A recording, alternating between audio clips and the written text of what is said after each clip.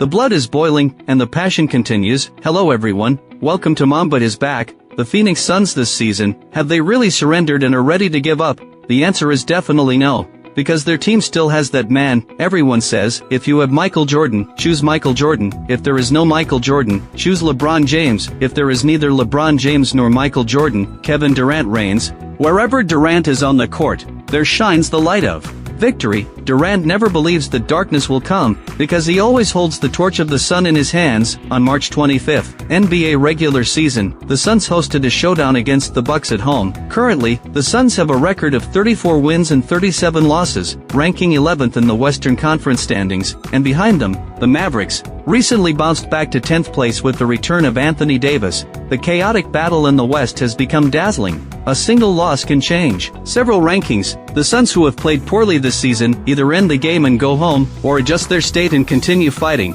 So this game is crucial for the Suns. On the other side, the Bucks stand at 40 wins and 30 losses, ranking 5th in the Eastern Conference standings. In this game, both teams are missing key players. Lillard and Beal are both unable to participate. Both teams are playing fiercely. The score rises alternately, until the final moments. Booker achieves self-redemption. In the end, the Suns relies on Booker's near buzzer beater, winning by 2 points over the Bucks, and earning their 4th consecutive victory. They return to 10th place in the standings. In this game, Durant becomes the most stable scoring machine on the Suns roster. He makes consecutive shots from beyond the arc, and steps up to contribute points whenever the team needs it. In the end, Durant performs normally, going 11 for 21, scoring 38 points. He competes passionately against Antetokounmpo's 31 points and 10 rebounds, and at the last moment, he delivers a key go-ahead three-pointer, helping Booker complete a near buzzer beater with 7 seconds left. After the game, Booker talked about his buzzer beater and said, "The play was originally designed for KD,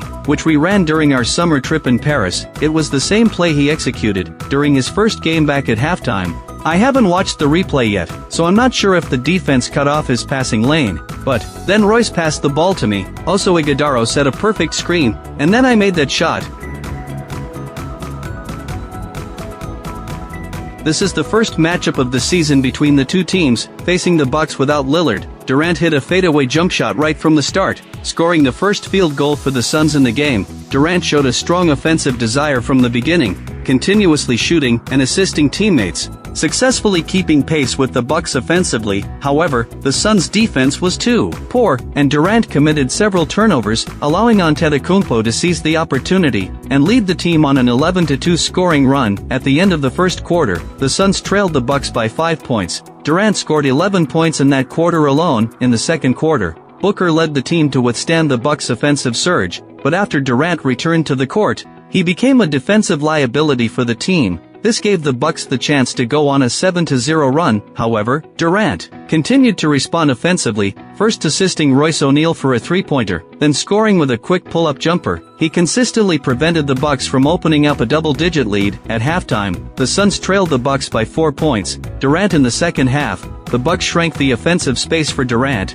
within the three-point line, double-teaming him to prevent him from getting a shot off, allowing him to only make 1 out of 4 field goal attempts in that quarter. Nevertheless, Durant continued to respond by scoring through three-point shooting and drawing fouls, providing offensive support for the Suns. Durant and Antetokounmpo showed two completely different offensive styles. Durant scored for the Suns with perimeter shooting and drawing fouls, while Antetokounmpo aggressively attacked the rim for fouls. Both teams delivered a high-quality offensive and defensive showdown. The point difference never widened. At the end of the third quarter, the Suns pulled ahead of the Bucks by 3 points. Durant also reached another milestone in his career during this quarter, surpassing Havlicek for the 12th most field goals made in regular season play in history. In the fourth quarter, the Bucks seized the opportunity. While Durant was off the court to regain control of the game, the Suns experienced a bit of an offensive blackout. They had to bring Durant back in to stop the bleeding. Upon his return, Durant immediately contributed to the team. He quickly hit a three-pointer, leading the team on an 11-2 scoring run, successfully continuing the hot offensive performance. From the first 3 quarters, however, Antetokounmpo showed resilience, leading the team on a 7-0 run to tie the game. The competition between the two teams was intense, requiring a battle until the final moments to determine the winner. In a crucial moment, Kuzma scored a key 3+1 against Durant's defense, which gave the Bucks a 2-point lead over the Suns. On the next possession, Durant went one-on-one against Kuzma, hitting a three-pointer with 25.6 seconds left in the game. The Suns successfully turned the situation around. The Bucks committed a foul, and Lopez made one of two free throws. With 10.7 seconds left, the Bucks were tied with the Suns. The Suns held the possession, having a chance to win the game at the buzzer. Booker made a mid-range shot, giving the Suns the lead over the Bucks, leaving only 1.7 seconds for the opponent. As the Bucks' last-second shot missed, the Suns ultimately secured a thrilling victory. In this game, Booker maintained a good output in the first half, but he lost his rhythm in the second half, almost causing the team to lose. However, with his final mid-range buzzer beater, he achieved self-redemption, helping stabilize the victory for the team. You could say that last shot pulled him out of the conference room. After winning the game, the Suns secured their fourth consecutive victory. With a record of 35 wins and 37 losses, they ranked 10th in the standings. Most importantly, after the Celtics defeated the Kings, they presented a gift to both the Suns and the Mavericks. Currently, both teams are just 0-5 games behind the Kings. Both teams are on winning streaks, while the Kings are on a losing streak. The standings in the Western Conference are expected to change soon, but for the Suns, they still can't afford to be complacent. After all, their remaining schedule is the toughest in the league. Fortunately, their 4-game winning streak has given them good momentum. We look forward to their performance in the coming games. Do you think the Suns can maintain their ranking? Now let's talk about the Suns' season.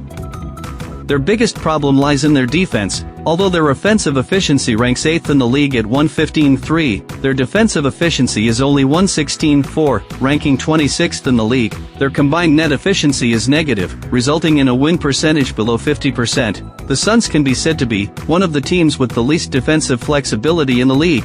Their guards are small and unable to switch effectively, especially point guard Tyus Jones often becomes a targeted defender. The Suns' center position also lacks the ability to switch defensively. Recently, Bol, who was elevated to the starting power forward position, is also unable to match up against the opposing ball handler. This often puts the Suns' defensive matchups in a locked position against their opponents. As long as opponents use more screens and handoff passes, they can easily shake off the Suns' defenders. Moreover, Bud previously kept the team's top defender Ryan Dunn on the bench. This means the Suns often have to rely on Jones or Beal to defend the point of attack. This makes it so that the opposing team's primary ball handlers pose no real threat at all. The Suns' defensive stats like deflections and steals, as well as drawing offensive fouls and blocks, are painful for fans to watch, especially since their steals rank 29th in the league. This indicates that, in most possessions, the opponents can complete their offensive sets and get shots off. Throughout the entire season, the Suns have taken over 300 fewer shots than their opponents. They are averaging 86 shot attempts per game, ranking 28th in the league, while their opponents are attempting 96 shots per game, ranking 10th. This discrepancy contributes to their struggles. Even though they have a top 6 field goal percentage and the second best three-point percentage in the league, they still can't compensate for the gap in shot attempts. After Dunn and Martin entered the rotation, there has been a noticeable increase in the number of stops the Suns make against their opponents. Martin has a lot of experience in drawing offensive fouls, as he can anticipate the opponent's cutting intentions in advance and position himself in the path of their drives. In the game against the Raptors, the Suns limited the Raptors to just 11 points in a quarter, thanks to a lineup full of defensive changes. This finally became a key strategy in their 40-point blowout win. The Raptors executed many off-ball screens and handoff passes, but the Suns resolved those with their switching defense, and after switching, they still wouldn't be easily scored on. Despite their size disadvantage, which was unimaginable just a few weeks ago, this game can be deemed quite spectacular. Dunn's value on the court is extremely high. He can serve as a top-tier defensive player, and whether it's one-on-one, switching, or helping, he can handle it all by himself. At the start of the season, it was his outstanding defensive contributions that helped the Suns achieve impressive results. However, afterward, his shooting touch declined, which led to him being benched. But I still believe Bud should give him opportunities. Seeing him back on the court now and making a significant impact truly makes me happy for this hard-working young man. The current Suns team, Dunn, O'Neal, Martin, Durant also can even deploy a lineup of Dunn, O'Neal, Martin, Durant, and also as a full switching lineup when necessary. All these players are wing-sized or taller and are very mobile. Compared to the lineups we often saw with 3 guards on the floor, the defensive performance now shows a significant difference. In the recent games, the Suns' offensive style hasn't changed much from before. However, their successful defense has sparked transition offense, creating many opportunities for the Suns to attack. When the opponents haven't settled down yet,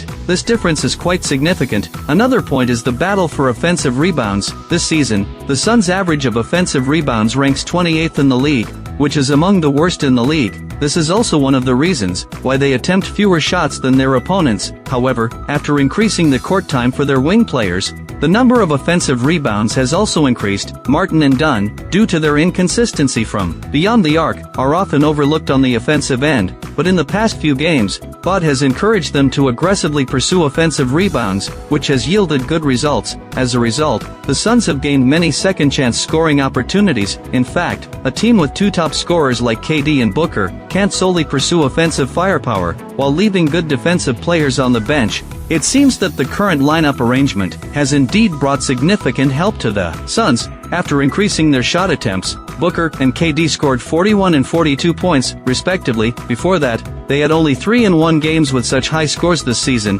Bud likes to have multiple offensive players on the floor this season, which has diluted their shot attempts. Both stars have fewer average shot attempts compared to last year, but the team's offensive efficiency hasn't improved because of this. Perhaps giving more time to defensive players and allowing the stars to handle the offensive end could be the best solution at this stage. Next, we'll see how Bud arranges the rotation after the injured players return. We previously discussed that the Suns might not make the playoffs this season. However, given their current form, they might still have a chance to reach the play-in tournament, but it's likely they will only secure the 8th seed. The 8th seed would face the Thunder, against whom they haven't won in the last 5 matchups. Their chances of winning seem quite slim. In such a difficult situation, can the Suns find a way to survive? If they make it to the playoffs, they can rewrite their destiny in the showdown against the Thunder. Let's all wait patiently for the game to reveal the answer.